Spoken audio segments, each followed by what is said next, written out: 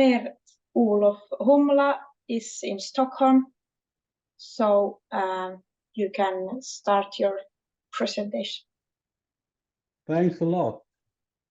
God momento, dobro jutro, and good morning, everyone. Do you read me, first of all?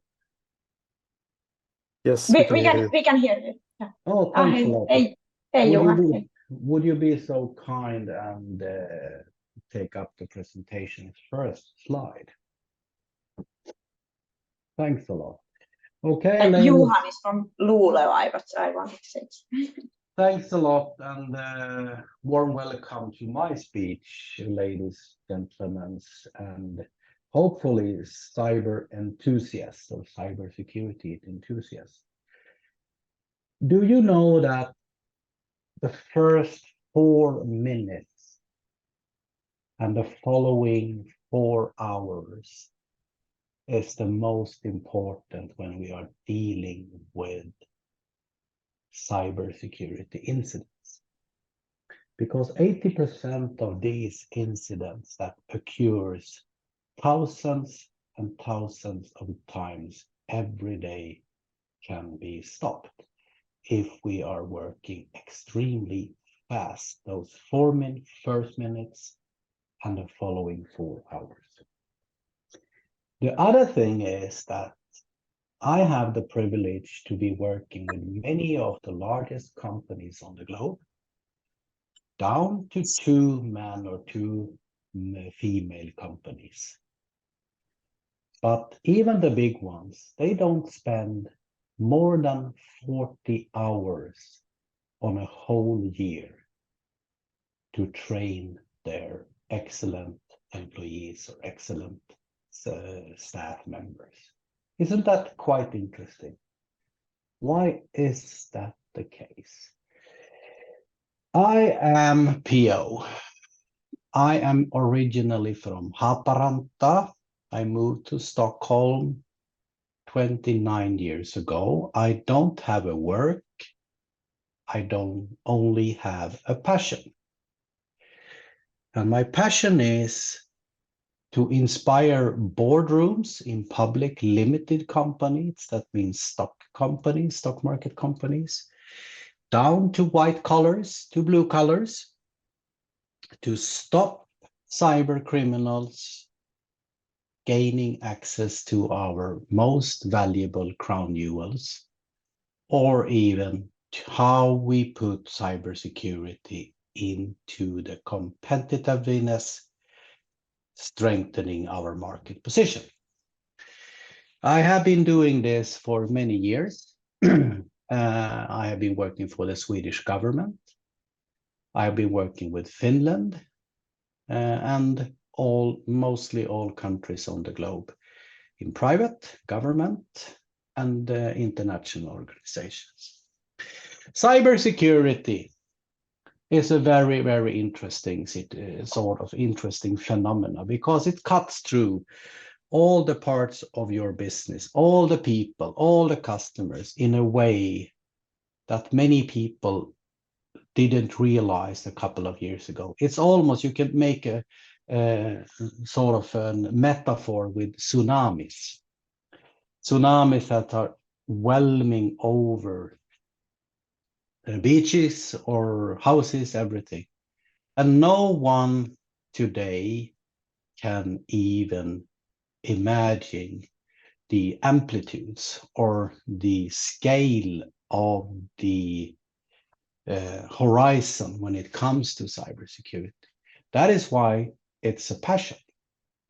And if you want to be successful in cybersecurity, you need to have the passion.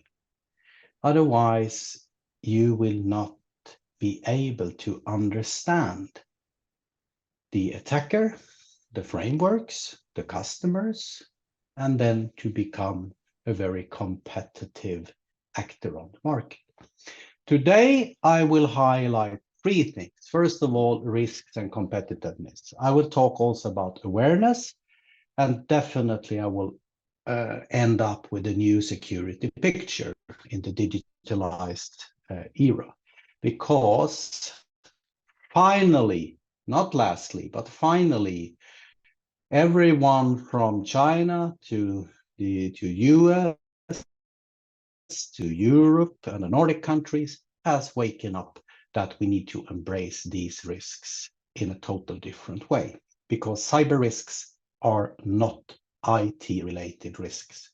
It's genuine, pure business risk that I'm going to describe for you today. So we will start a little bit first with, with the root causes of this, and then we will slide into the awareness, and then we will sort of think about things. I will, of course, answer your questions together with the other speakers. So I would like if you could change the slide, please. Okay. First of all, we need to sort of to set the scene here a little bit. And that is, first of all, if you see on the right-hand corner there, security has been for many, many, many years or decades only been interpreted as a cost-driven activity. That is the reason why security departments or security experts usually are organized under legal or subordinated to the financial department. Because security people have in their best interest to aggregating the risk levels, because that is driving costs. It's fine. The other thing that we need to also to talk about is that the technical landscape is so complex today that it's extremely complicated to even understand it, because it's changing every 24 hours. Every 24 hours on the globe, 3 to 5 0 days are publicly announced on the globe. 3 to 5 every 24 hours. That means that the perpetrator is within our IT system. And then you can ask yourself, why are they not doing anything? Because that is total different mechanisms how perpetrator today interpret and how they use their access and how they capitalize on the access there. The other thing is, if you slide a little bit to the left-hand side, is that the vast majority of all organizations, it doesn't matter if it is governmental institutions, if it is stock market companies, or if it is SMEs, we are barely coming up to a compliance level.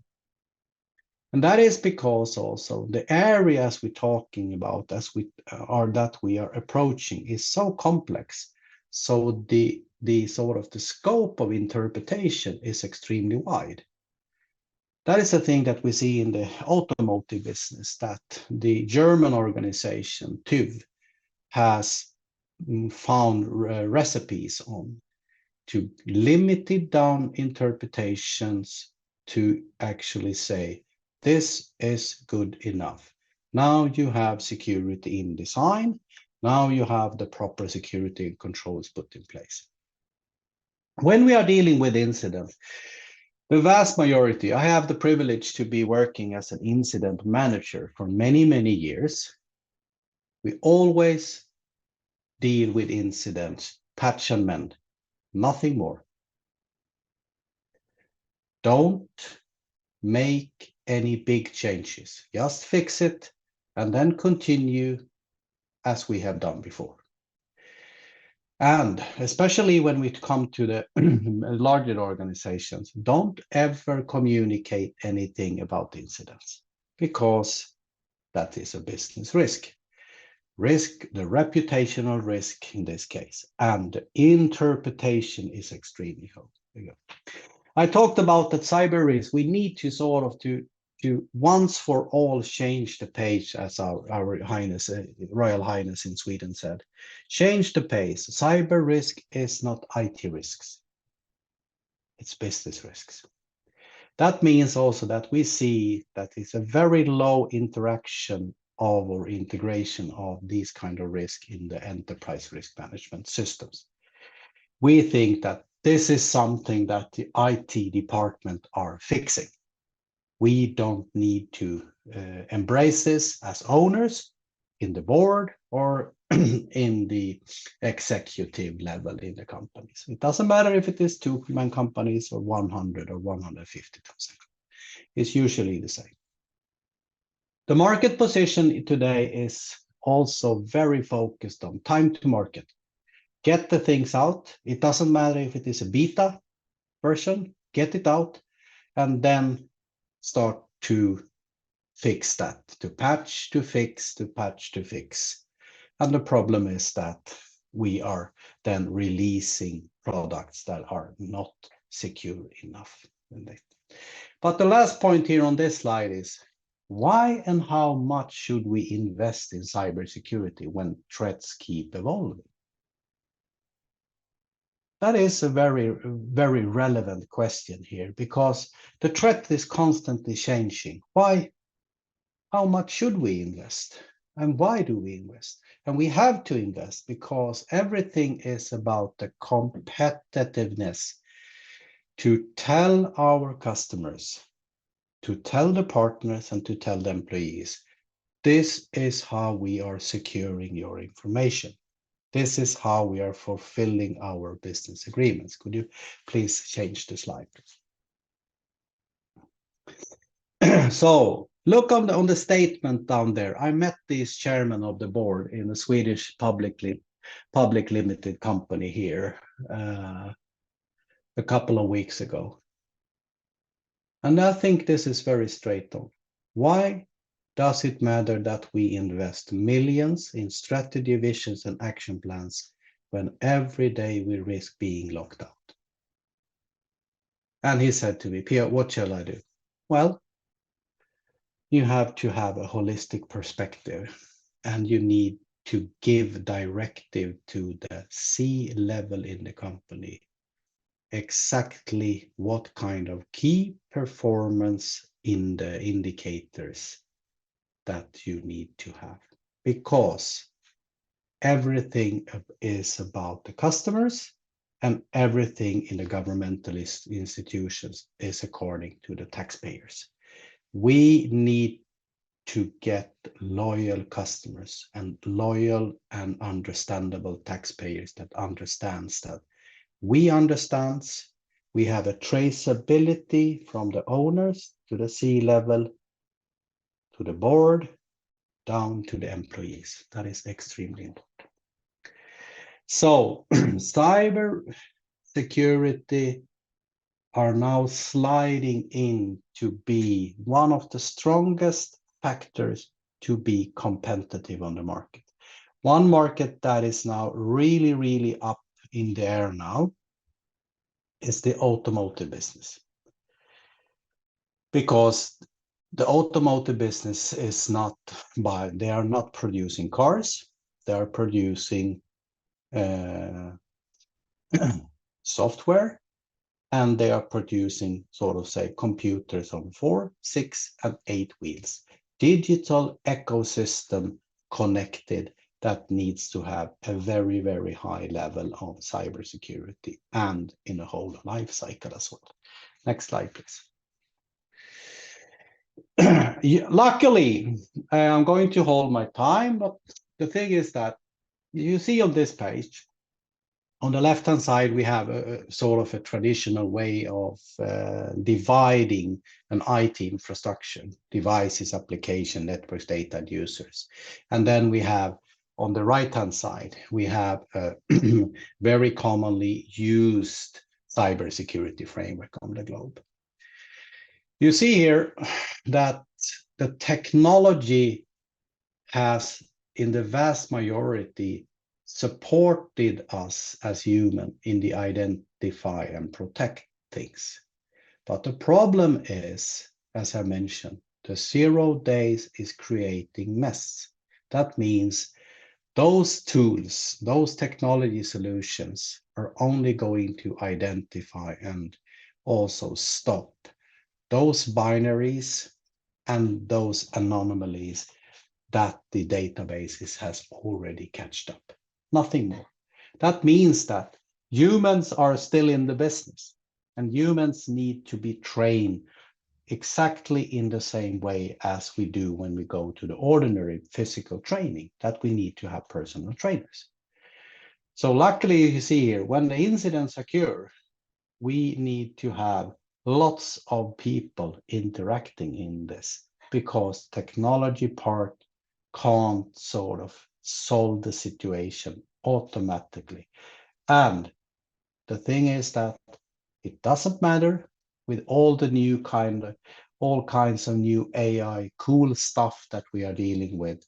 They can support us, but they cannot be the single solution. There is no silver bullet.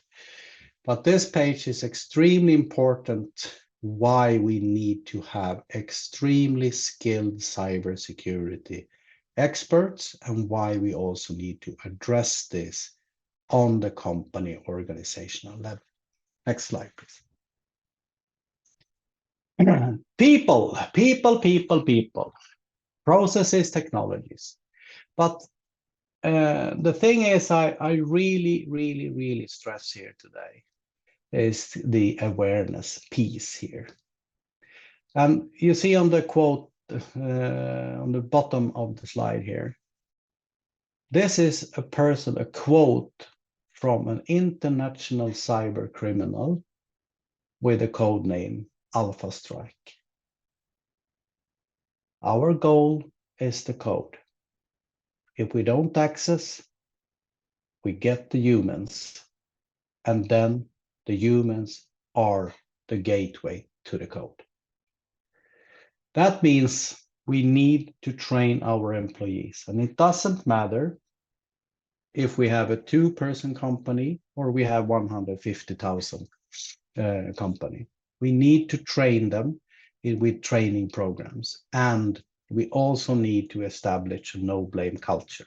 We need to train them in the new way of doing trainings, that is training on weekly basis with simulation, 3 to 5 to 6 to 7 minutes that we are training them, because that is creating a collaboration point with the security function. That's key. Transparency is absolutely key here. We have companies here in Sweden that has implemented training program, and they haven't told the employees. So when the phishing campaigns have started, then the employees are sort of hopefully aware that, oh, something is happening here. That is unfortunately creating a very bad behavioral pattern among the employees. We have to engage them, and because this is always spilling over into the private sphere, because as we know, people are working from home, and people, the vast majority, don't have secure home networks. That means that they're accessing into the companies, and then they are importing the attacker into the environment, and then they are exporting it to the customers in this case. But the last thing here on this slide is also very important. Usually around the globe, we are very good on celebrating our victories. And victories is usually tied or connected to business victories. Now we won this big affair, or we won the framework, or we have now received new assignments. But we need to celebrate victories when we are stopping intrusion attempts. And we need to celebrate those employees that are actually doing that, so they will interact in a more better way. The ordinary security training or the security awareness training with 2 hours or 4 hours, so in the onboarding, that is old school. We need to train them exactly with the system that we are using when it comes to the personal training, that we are going to the gym or go out running 3 times a week. But 3 to 7 to 6 to 7 minutes. That's the thing we are doing. Next slide, please. The last slide today is this. And this is very interesting and very important to be sort of aware of the new security picture that luckily has come to stay. And that is the new, as you see here on the left-hand side, the nomenclature. Access to markets and customer requires assurance. That means guarantees. I talked this morning just at 8 o'clock here in Sweden with a customer that now are putting pressures on all their suppliers to undertake audits, cybersecurity audits, and explaining in an 80 points program how they are fulfilling the Stop Ransomware Guide. Otherwise, we are not doing business with them. And this is very, very, very important. This is in the many places on the globe, this is sort of a mandatory standard today. But here in the Nordic countries and some part of in Europe, the access to markets will now for 2024 and the coming years will be extremely visible and imminent in this case. The security controls need to be designed, implemented, and verified and validated in a way. And that is extremely good for all the security experts that is now undertaking training at universities or at, for instance, as you guys and girls are going at Centria. Because the policy life is now sort of over. The security controls needs to be implemented and tested, and then we know. And this has to be in a life cycle as well. So every year we need to show how we have worked with our security controls. If we are dealing with software, the soft decoders, we need to map the code and we need to map the coders and we need to train them. And today we have extremely skilled and we have very, very efficient training programs for coders. Because as I mentioned, or as Alpha Strike mentioned to me, or to us here in my company, we want the code. That's the thing that we are doing. And if we don't get the code, we take the humans and they are the gateway to the code. That's the case. And to summing up here on the right-hand side, on the organizational level, we are now seeing a new situation with personal responsibility and high damages. And a couple of weeks, I think it was 1 or 2 weeks ago, for the first time, I would say in many, many years, it could be the first sort of paradigm, a CISO, a Chief Information Officer, is sued by the American financial auditing body in the US because the CISO didn't explain exactly what the cyber risk was. And he or she was sued. And this trial is going to be very interesting to see. This is happening also in Europe and in the Nordic countries with all the new kinds of regulatory frameworks coming to us. And that is a statement that I would want to give to all listening to that. Get into this framework, get into these security controls and see, how do we map them? How do we fulfill, or are we compliant in this case? I think I will stay there. And so this is a thing that we will see the forthcoming years now. Lots of regulatory demands for organization, from the NIS2 directive to the Cyber Resilience Act from Europe. We have DORA in the financial bank and finance sector. We have radio equipment directive for all the connected products that are going to be sold on the European market. And also, as we see here, the type approvals encompasses now cybersecurity and software systems for us as humans, because it's not okay that the cyber criminals are infiltrating into the digital ecosystem with cars or trucks or even motorcycles, and that they can actually intervene into the processes that is running on the IT platforms there, in this case. I think I stop there, and I will, of course, stay and listening to your questions. So thanks a lot for me. Thank you. And I can say that we have Alan from Redigo is here on place. So if you have any questions, also we who sit here in Pietarsaari, we can talk with you. And now, unfortunately, Mira became sick, so even Mira is not here, so she's also online. But we go on. Mira, are you there? Yes, I'm here. Can you hear me? Yes. All right, great. Yeah, unfortunately, I would have very much loved to be there today, but you can hear probably from my voice that I am a little bit sick. But luckily, as we're talking about cybersecurity and technology has enabled me to be here today to talk to everybody, both there in Pietarsaari and also online.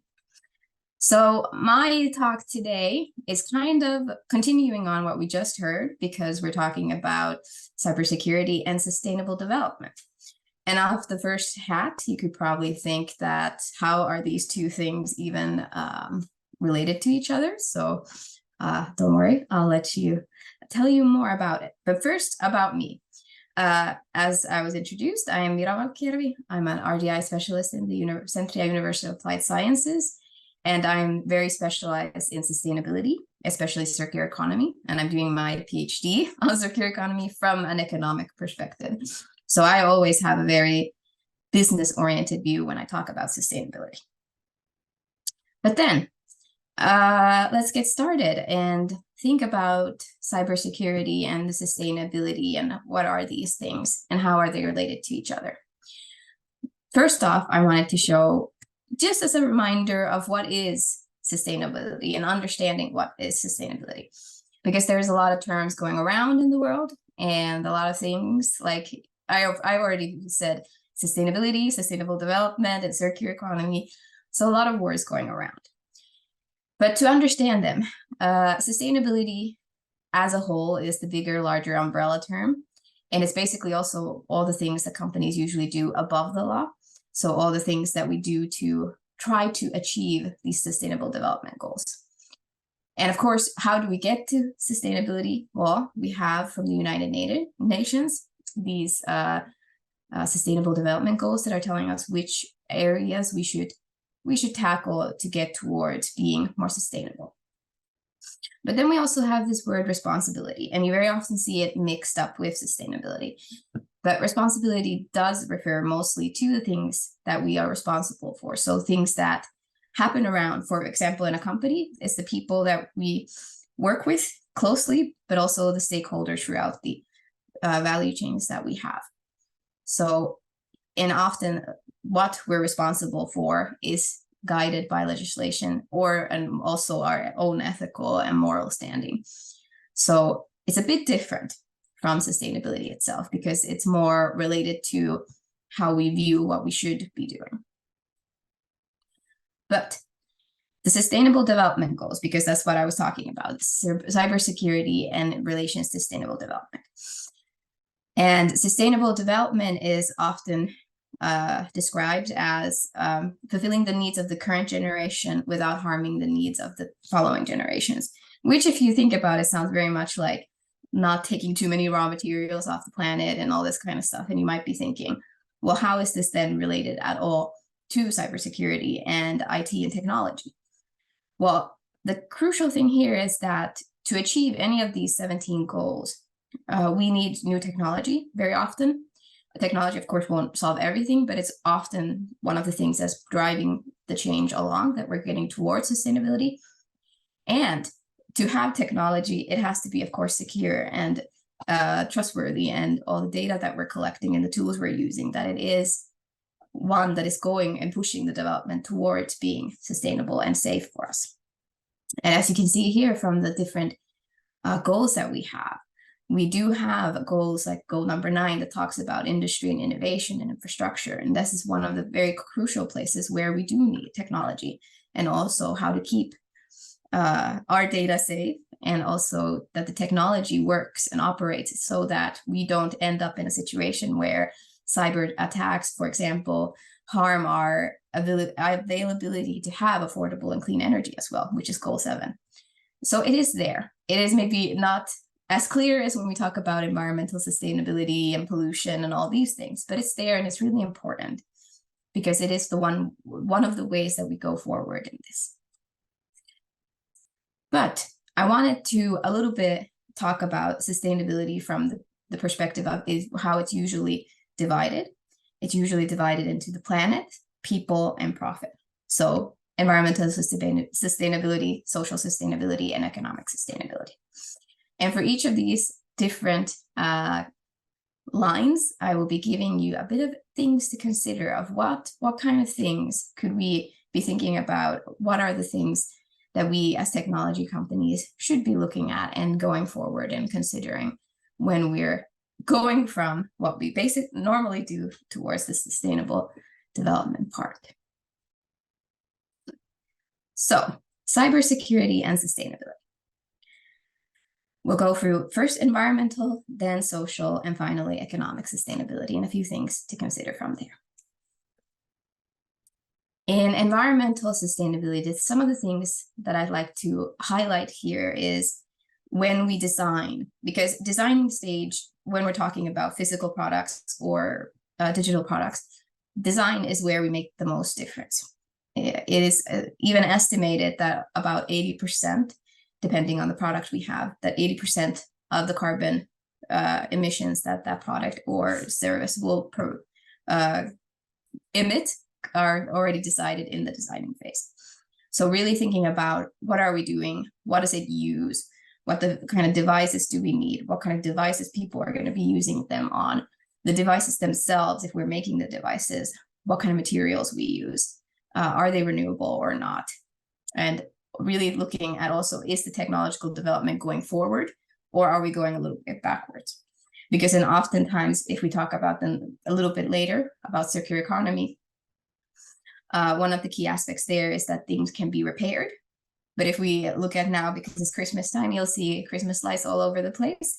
When we've moved from the previous type, which was repairable, we've now gone to LED lights. So once it does stop working, it stopped working. You can't repair it anymore.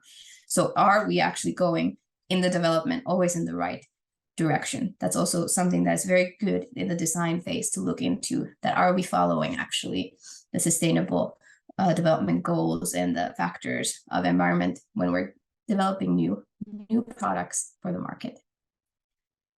And also, if we talk about cybersecurity, one of the very important parts is energy systems, and they are very fragile, I would say, to attacks, and how dependent we are on the energy systems, that if they are attacked, then we are quite lost. So it's very important to also take this into consideration, that while we're moving towards new renewable sources of energy, are they safe? What are the systems there in place? And how do we protect our ability to have energy and self-sustain the society that we're in? Of course, materials are very important to consider. What kind of materials are we using? Are we using materials and raw materials and resources that are depleting? So really looking in, does this make sense? What are we using? And in some cases also looking at, like currently, if you see many of the phone manufacturers, they're telling you nowadays that, oh, we're not going to give you the charger, so you have to buy it separately. And this is an environmentally good thing, because we're not making more materials and using more materials for this.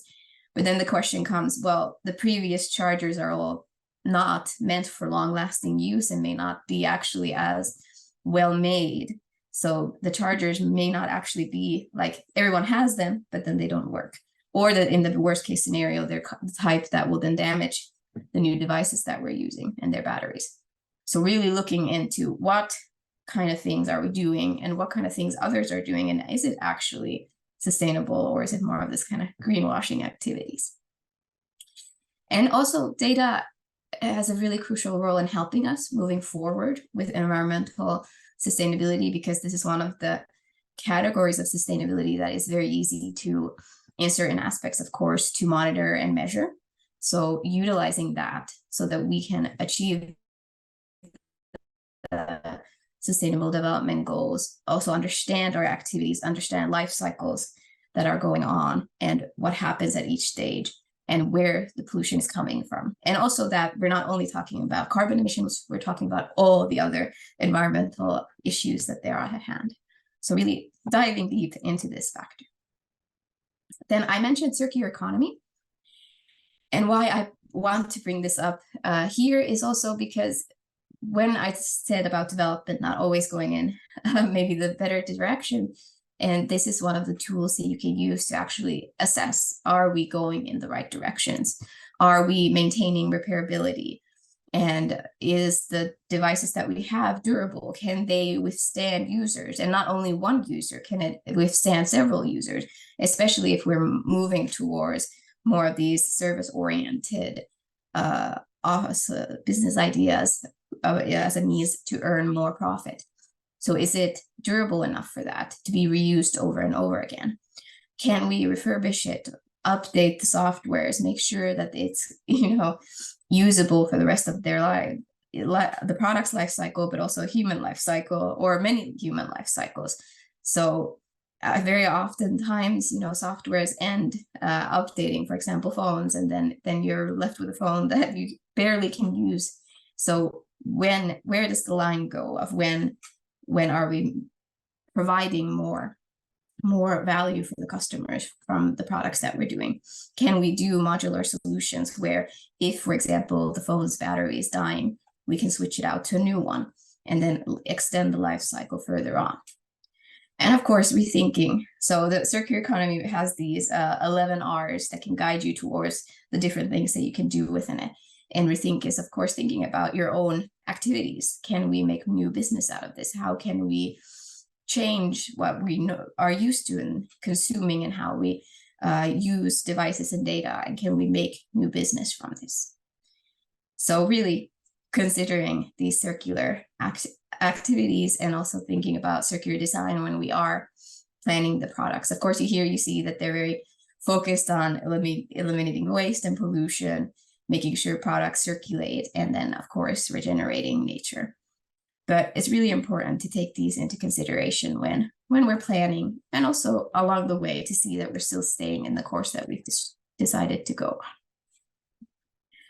Well, then from the social side, really thinking about data and people. Like we heard from the previous presentation, awareness and the people are really important in this, because we are often the weakest link when we talk about any factor about sustainability. And this one is really true here. So really considering the activities that we can take, how much information can we collect, how much information do we actually need to collect, which of it is important and which one is the type that we need to protect. Where is the line of privacy? Can for example, if you have an app, can your app access your banking? So how far, what are the lines? Where do we protect the people that are actually our customers and using the app that we have? Or if we're in a situation where who actually ends up benefiting from the software we have is maybe further along the line. So it's not necessarily the person that's purchasing from us, but further along. So we have to think about how does it affect them? What are the data that we are getting from them and how to use it?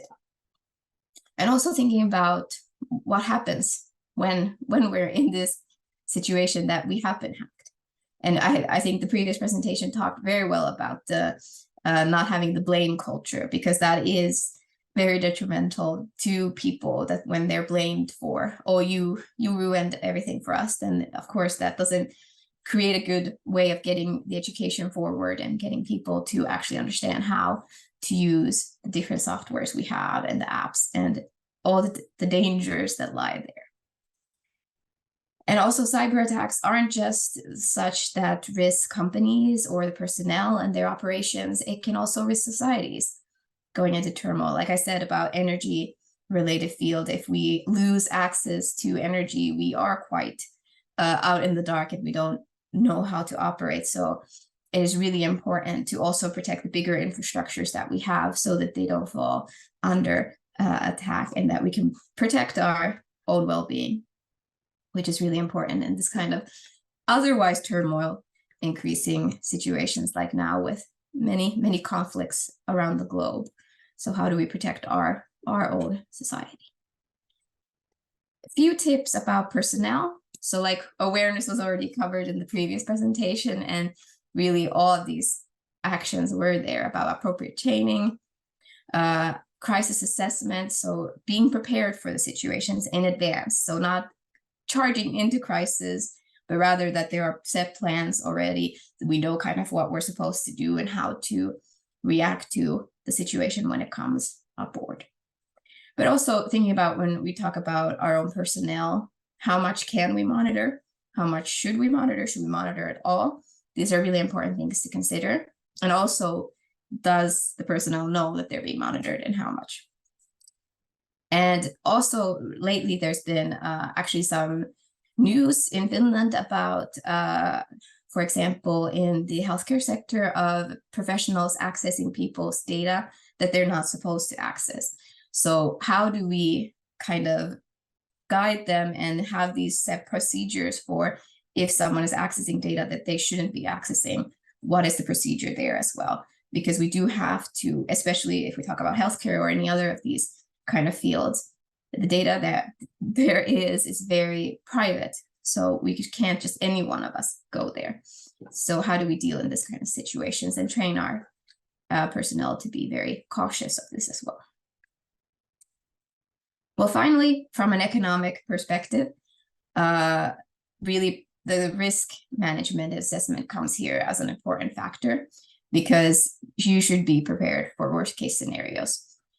Especially if you do get hacked, you end up losing your customers because of that, you lose your image because of that, you eventually may have to let people go. How do you deal with these situations, and how do you actually try to prevent this? Because of course, we don't want to be in a situation where we have to go into bankruptcy because of this. But I would say here, again, if we're following the Sustainable Development Goals, we're adapting circular principles, these are things that bring you security, because adapting to new business opportunities, for example, services, subscription-based models, which are very common already in the technology field, these bring you more security if you think about having cash at hand. So really looking into that, how can we find more stable revenues so that we can ensure that even if a crisis hits, then we can survive that, ensuring that we have that cash and that we are able, for example, to have a few bad years and then survive from that. So it's really important. And this was very crucial for companies that operate in circular economy, because when I did my PhD, or was doing the data collection for my PhD, I was interviewing companies, and it was during COVID. And this really showed the companies that had a little bit prepared. So they were far more ready to adapt to this situation where their business model might have changed completely, while others were struggling. So really, even though it feels a little bit weird to be thinking about the future that and risks that might not be something the business at the first point is thinking about, but it does bring you security that when the crisis happens, you're ready for it. And then the risk assessment, little bit about more about that. And I would say it's really good to have a clear processes of what we're going to follow if something happens. And this is just, it doesn't have to be a cybersecurity risk, and it can be anything. It can be also an image-related problem that comes up in communications. So having those appropriate processes in place, which our personnel knows, so that we can go into it. It's the best process, I would say, to get to that space where you can be safe and ensure that your company will stay afloat. And a really important factor is also how do we communicate the situation, because when something bad happens, there's often the reaction that we want to hide it, but it's not often a very good way to go for a business. It's rather to be transparent and communicative of the situation so that everyone knows where we stand. And this is also very important when we talk about the awareness aspect, as well as open communication from all aspects. And sometimes you even have to train your customers in how to operate and use different devices and products safely. So it's a very, very important factor to take into consideration. But these were some of the few things I wanted to bring up, and I'm pretty sure I missed something. So hopefully in the Q&A section, you'll ask me questions and maybe suggest to me some parts that I've missed, and I'd love to hear your comments. Thank you.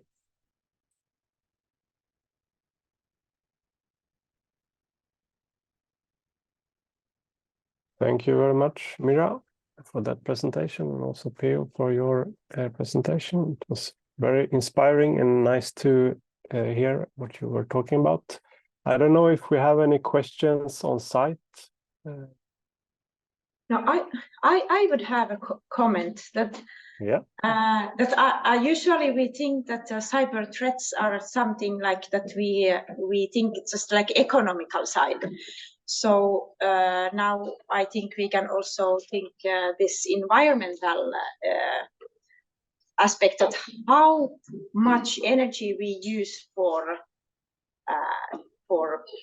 protecting us or something, and is this like situation going to continue like forever, that we are fighting against cyber threats and using energy and creating new devices for protecting us? Was it a lot of things? Do you have any comments?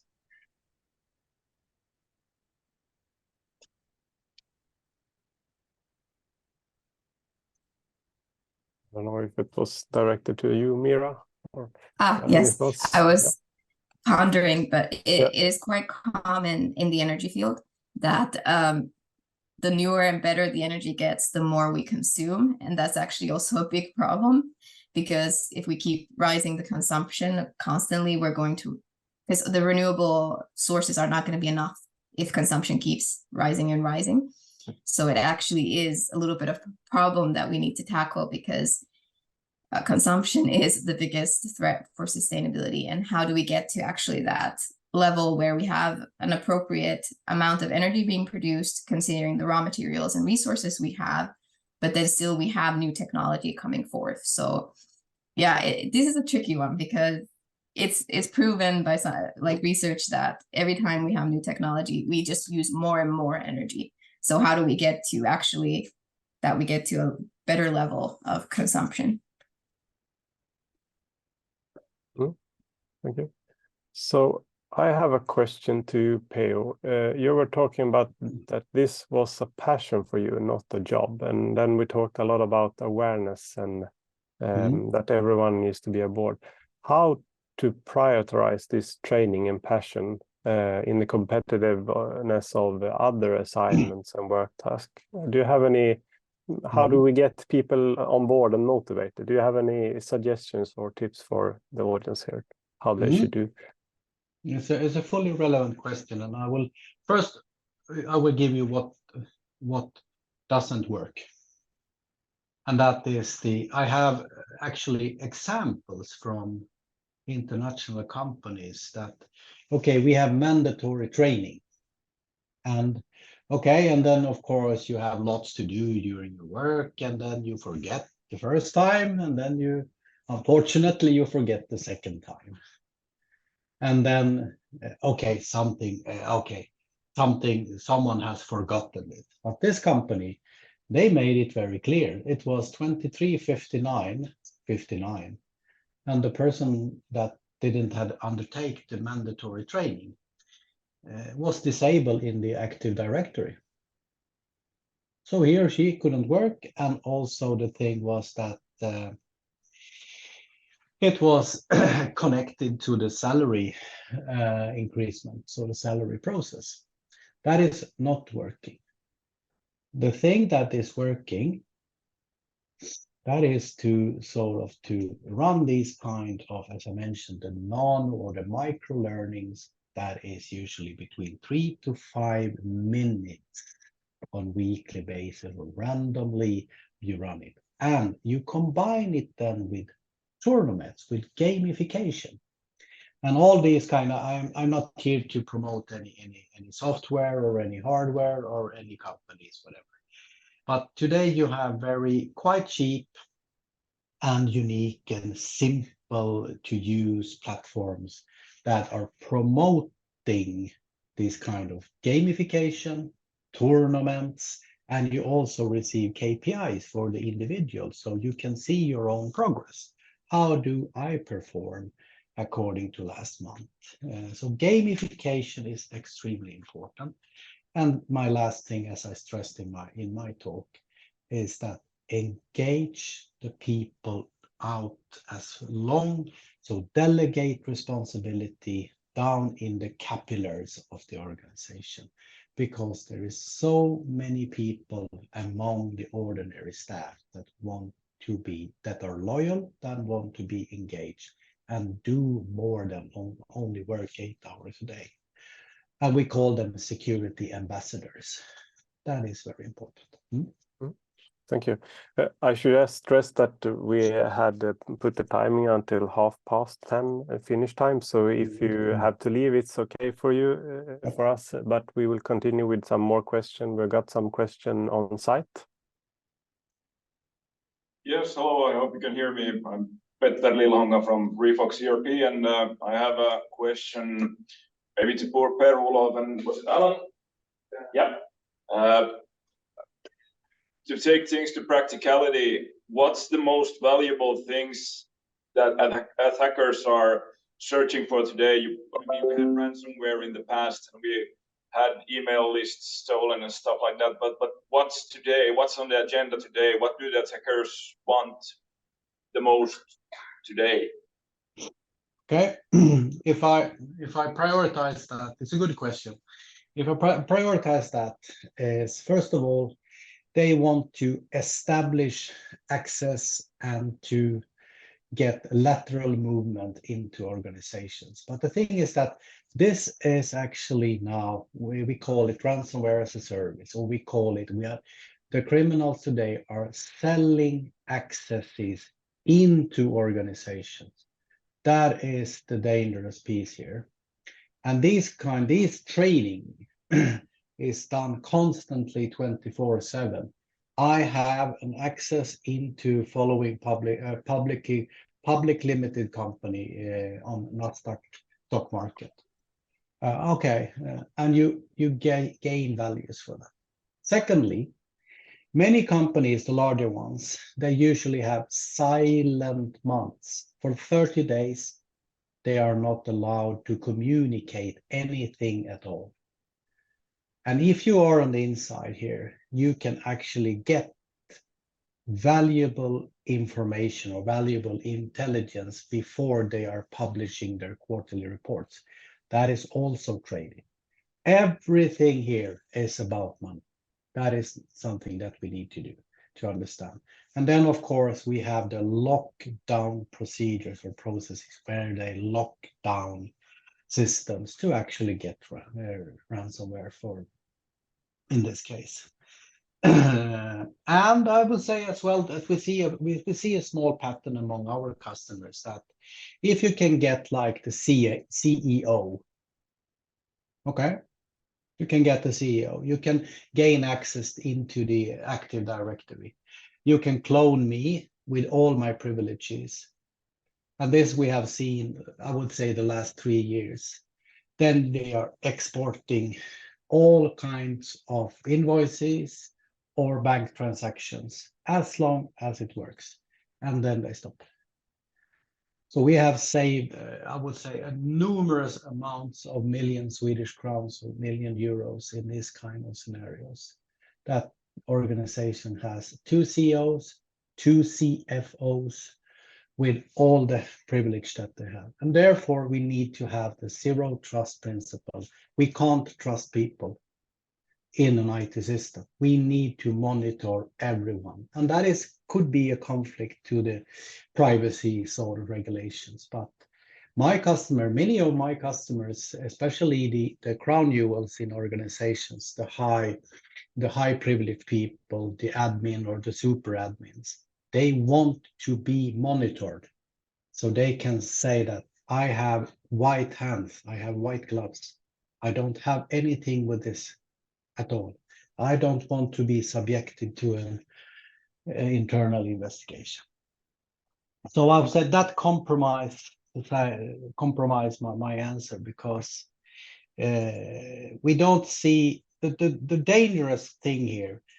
That is not actually, I would say, to be a little bit blunt, that is not the cyber criminals.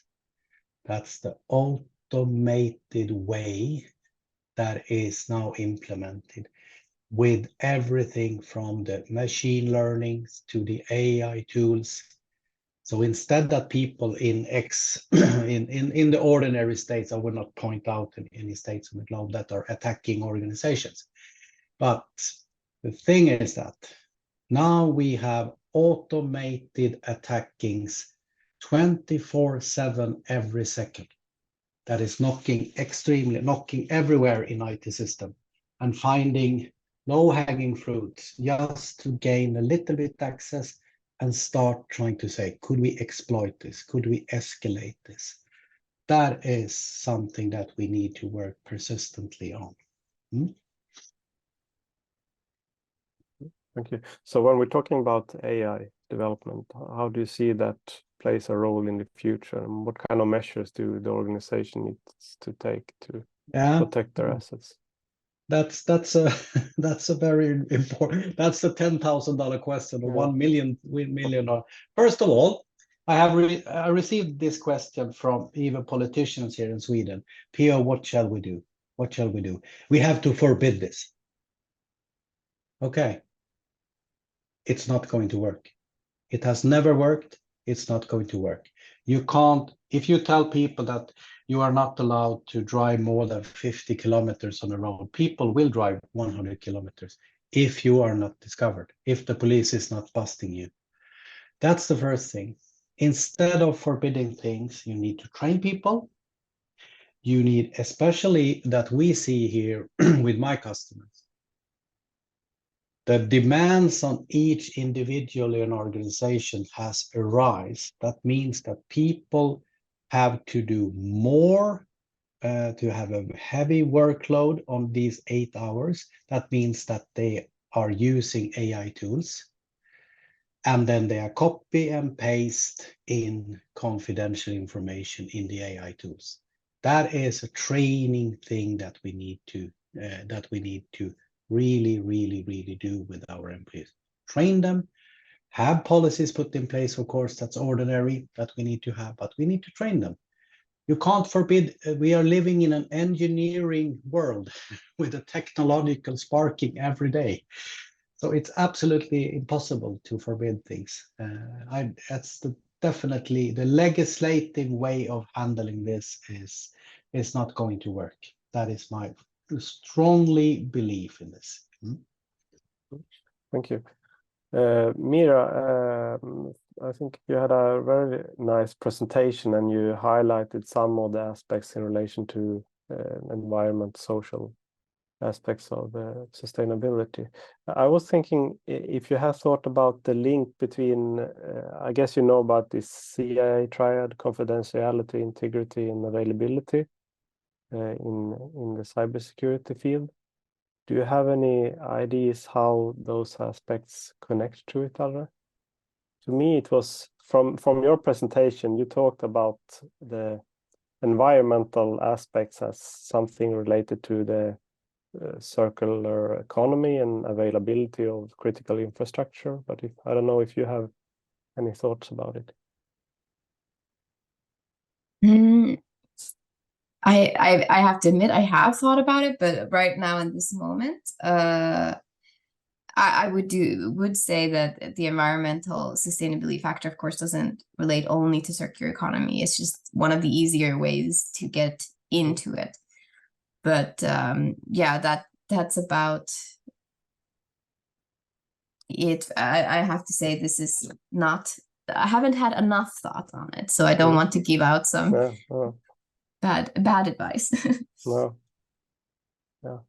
I think it was nice how you connected it, and to me it was, I saw the link between the social and privacy connection on social dimension of sustainability to the confidentiality, and then on the economical side I linked it somehow to the integrity, and the environmental aspect was, to me, based on your presentation, related to the availability of critical infrastructure. And I was thinking if you had any thoughts about that, but okay.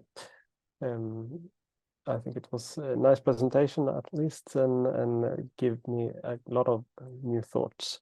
So I think we maybe should start to ramp up this Q&A session. I will just want to give you a question to both of you, since we have a lot of students here in the audience. So do you have any, if you look into the future, let's say 5 or 10 years, what kind of capabilities, or what should the students focus on in order to be somehow skilled with that kind of capabilities that companies are needed in the future?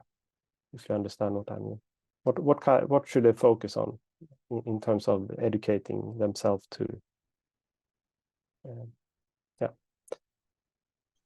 I can start to. I think it's two things.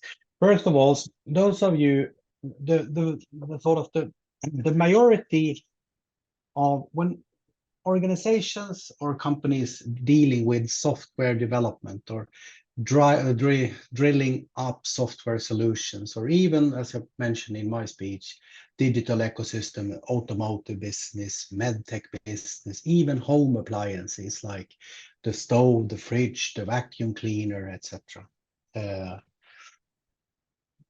Those one, especially in the security domain, that can have two capabilities here: security and coding. That capability is going to be very, very much appreciated. And in cybersecurity, we call that secure software development lifecycle, to become a security champion. That means that you can coding, you have a good skill in coding, but you also have the cybersecurity domain. And secondly, my answer is, of course, AI plus cybersecurity. That is absolutely essential to have a really high knowledge in. All of my customers, it's several hundred customers, are talking about this. How do we address this? How do we use it? How do we use it in a safe and secure way? Thank you. And I would say on top of that, to also keep that desire of learning, to learn more, because you very oftentimes don't know where a passion for some topic that's not, for example, even related to your degree. For example, if you're focusing on IT, but then you want to learn more about sustainability, you might not realize that at some point in your career, that knowledge that was just interesting for you will actually be useful. So being curious, learning, being critical about the data and things you learn, I think those are crucial abilities that you have to have in any field. So those would be my advice. Thank you very much. Thank you for the speeches and the questions and comments session. I don't know if we have any final comments from the on-site audience, or if Laura want to say something. Thank you for interesting presentations, and I think we will continue drinking coffee here. Yeah. Thank you. And we say Thanks. thank you for participating online as well, and thanks for attending this session. Thanks a good lot. day. Yep. Yeah. Bye-bye. Bye. Bye.